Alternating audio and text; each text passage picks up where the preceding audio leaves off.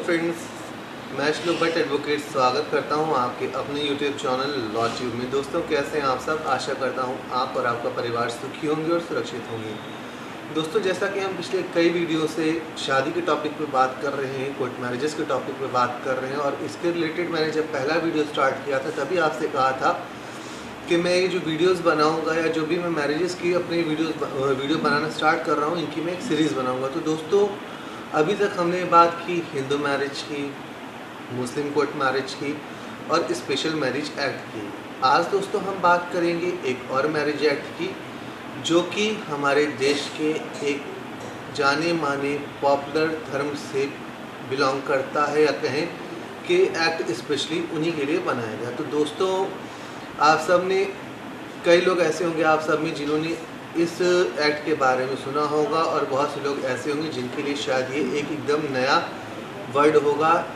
तो दोस्तों, आज हम जिस एक्ट की बात कर रहे हैं उसका नाम है आनंद मैरिज एक्ट या आनंद करज। आप में से जो भी पंजाबी बैकग्राउंड से आता है या सिख बैकग्राउंड से आता है वो जानता है कि आनंद करज क्या होता है या आनंद मैरिज एक्ट क्या होता है। तो दोस्तों, अब इस बात पे आगे और बात करेंगे, लेकिन आगे बढ़ने से पहले आप सबसे मेरा निवेदन है कि वीडियो को लाइक एंड शेयर ज़रूर करिए, ताकि जो जानकारी मैं आपको दे रहा हूँ वो अन्य लोगों तक भी पहुँचे, और उसी के साथ साथ वीडियो जो है ये उन लोगों को समझ में, मतलब उन लोगों तक पहुंच सके जिनको इसकी आवश्यकता है। तो इसलिए मेरा आप सबसे निवेदन है कि कृपया इस वीडियो को शेयर ज़रूर करिएगा, लाइक कीजिएगा, और दोस्तों बेल आइकन का बटन दबा करके चैनल को सब्सक्राइब कीजिएगा, ताकि मैं जो भी नया वीडियो बनाऊं वो आप तक ज़रूर से ज़रूर पहुँचे और उसका नोटिफिकेशन आप तक ज़रूर पहुँचे। तो दोस्तों, बात कर रहे थे हम आनंद मैरिज एक्ट की। दोस्तों, ये एक्ट जो है वो बना था 1909 यानी कि 1909 में, जब हमारे देश में अंग्रेज़ों की हुकूमत थी। तब अंग्रेज़ी हुकूमत के वायसराय ने सिखों की मांग पर ये एक्ट बनाया था, लेकिन ये एक्ट कभी भी देश में लागू नहीं करा जा सका।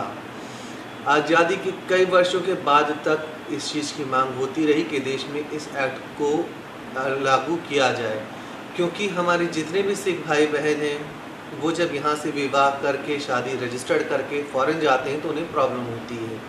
उसकी सबसे बड़ी वजह ये होती है कि उनके पासपोर्ट पे तो उनका धर्म सिख लिखा होता है, लेकिन उन्हें जो मैरिज सर्टिफिकेट मिलता है वो मिलता है हिंदू विवाह अधिनियम के अंतर्गत किए हुए विवाह का, यानी कि जैसा कि हम सब जानते हैं हिंदू मैरिज एक्ट 1955 के अंतर्गत का उनको रजिस्ट्रेशन मिलता है। और जब वो फ़ॉरेन जाते हैं तो यही चीज़ आपस में कोलाइड करती है, दो चीज़ें, कि उनके पासपोर्ट पे सिख लिखा होता है और उनके मैरिज सर्टिफिकेट में हिंदू विवाह अधिनियम के अंतर्गत पंजीकृत विवाह होता है, जिसकी वजह से विदेश में उन्हें प्रॉब्लम का सामना करना पड़ता है। दोस्तों, दरअसल हमारे संविधान के अनुच्छेद 25(2) यानी कि कॉन्स्टिट्यूशन, जो इंडियन कॉन्स्टिट्यूशन है, उसके आर्टिकल 25 के सेक्शन 2 में हिंदुओं में जैन, बौद्ध, सिख, इन सबको हिंदू धर्म में बताया गया है, और हिंदू धर्म में इन सब की व्याख्या की गई कि ये सब भी एक हिंदू धर्म के अंतर्गत ही माने जाएंगे। परंतु सिख समुदाय का कहना ये था कि हमारी जो प्रथाएं हैं, हमारी जो कल्चर है, हमारा जो धर्म है वो हिंदुइज़्म से अलग है, इसलिए हमारे विवाह के अधिकार भी अलग होने चाहिए। इसी बात को देखते हुए और इस मांग को देखते हुए वर्ष 2012 में केंद्र सरकार ने आनंद विवाह अधिनियम को लागू किया, और ये जो अधिनियम है इस समय भी देश के कई राज्यों में अभी ये लागू नहीं हो पाया है। मौजूदा समय में आनंद करज या आनंद मैरिज एक्ट जो है वो आपका हरियाणा में, पंजाब में, हिमाचल प्रदेश में और दिल्ली में लागू है। यहाँ पे अगर कोई सिख जोड़ा शादी करता है तो गुरुद्वारे में शादी करने के बाद वो ऑनलाइन जो अपना मैरिज रजिस्ट्रेशन करता है वो आनंद मैरिज एक्ट के अंतर्गत कर सकता है। दोस्तों, अब यहाँ पे बात आती है कि अगर कोई सिख कपल लव मैरिज कर रहा है तो वो अपनी शादी इसमें कैसे रजिस्टर्ड करेगा। तो दोस्तों, अब उस विषय पे बात करते हैं कि मान लीजिए कोई सिख लड़का है, कोई सिख लड़की है, दोनों जो है शादी करना चाहते हैं, अपना जीवन एक साथ बिताना चाहते हैं।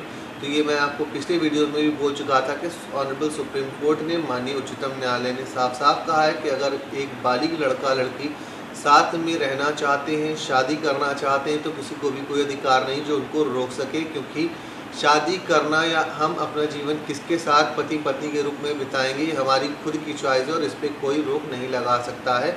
ऐसा माननीय उच्चतम न्यायालय द्वारा कहा गया है। इसीलिए हर किसी को अधिकार है अपने जीवन साथी चुनने का, बशर्ते वो सही नियम या नए जो सही कानून है हमारे देश के उनका पालन करते हुए चुने। अपने विवाह करते समय किसी भी भारतीय कानून का, ये संविधान में जो हमारे मौलिक अधिकार हैं, जो बताया गया है आम आदमी को कर्तव्य, उनका कहीं कोई हनन ना हो। तो दोस्तों अब बात करेंगे हम कि कैसे एक सिख कपल जो लव मैरिज करना चाहता है, लव मैरिज कर रहा है, वो अपनी शादी कैसे रजिस्टर कर सकता है। तो दोस्तों इसके लिए सबसे पहले हमें क्या करना होगा, गुरुद्वारे में जा कर के एक कपल शादी कर सकता है। जैसा कि आप सब जानते हैं कि जितने भी हमारे सिख भाई बहन या सिख कम्युनिटी जो है उनकी शादी हिंदू मैरिज की तरह नहीं होती, बल्कि उनकी शादी गुरुद्वारे में की जाती है। तो दोस्तों जो कपिल है वो गुरुद्वारे में जा कर के शादी कर सकते हैं, जहां ग्रंथी जी या पाई जी जिनको बोलते हैं वो उनकी शादी करा देंगे। गुरुद्वारे में शादी करने के बाद गुरुद्वारा समिति द्वारा उनको सर्टिफिकेट इशू हो जाएगा। उसके अलावा उनकी कुछ फोटोग्राफ्स जो मैरिज की हैं उसको लेकर के वो ऑनलाइन, अगर दिल्ली, हरियाणा, पंजाब या फिर हिमाचल प्रदेश के निवासी हैं तो वहाँ पर अप्लाई करके अपनी शादी को रजिस्टर्ड या पंजीकृत करा सकते हैं। दोस्तों देश के बाकी राज्यों में भी सिख समुदाय के जो हमारे भाई बहन हैं वो इस चीज़ के लिए सरकार से रोज़ बातचीत कर रहे हैं, सरकार पे दबाव डाल रहे हैं कि अन्य प्रदेशों में जहाँ पे ये लागू नहीं किया जा चुका है आनंद मैरिज एक्ट, वहाँ पर भी इसको लागू किया जाए। और दोस्तों उम्मीद है कि आने वाले कुछ समय में देश के हर राज्य में इसे राज्य सरकारें लागू कर देंगी। ऐसे तो केंद्र जो सरकार है, केंद्र सरकार ने अधिसूचना के द्वारा इसे प्रकाशित कर दिया है या इन्फोर्समेंट कर दिया है, लेकिन जो हमारे देश के राज्य अन्य हैं इनमें से कई राज्यों ने अभी इसको अपने वहाँ एप्लीकेबल नहीं किया है, इसका एक कानूनी जामा नहीं पहनाया है, इसको क्रियाशैली में नहीं लाए हैं। यानी कि कहने का मतलब ये है कि जैसे यहाँ पे स्पेशल मैरिज एक्ट में शादी रजिस्टर्ड हो जाती है, हिंदू मैरिज एक्ट के अंतर्गत हो जाती है, उसी तरीके से अभी आनंद मैरिज एक्ट के तहत यूपी में शादी रजिस्टर्ड नहीं हो पा रही है। और अभी यूपी की तरह कई राज्य हैं जहाँ पर ये शादियाँ रजिस्टर्ड नहीं हो पा रही। तो दोस्तों ये आज हमने बात की आनंद मैरिज एक्ट की कि आनंद मैरिज एक्ट क्या है, कैसे बनाया गया है, किन लोगों के लिए बनाया गया है और इसका उद्देश्य क्या था। तो दोस्तों आज मुझे आशा है कि मैंने जो भी जानकारी दी है वो जानकारी आप सबको समझ में आई होगी। आप समझ गए होंगे कि आनंद कारज या आनंद मैरिज एक्ट क्या है, ये किस कम्युनिटी के लिए बना है, क्यों बनाया गया है, कब बना था, कब प्रभावशाली हुआ और देश के किन किन हिस्सों में ये एप्लीकेबल है और कहाँ कहाँ अभी इसको आना बाकी है। इन कुछ विषयों पर हमने बात की। तो दोस्तों अगर आपको इस वीडियो में दी हुई जानकारी में कुछ नहीं समझ में आया हो, आपकी कोई शंका हो, तो आप कमेंट सेक्शन में मुझसे पूछ सकते हैं।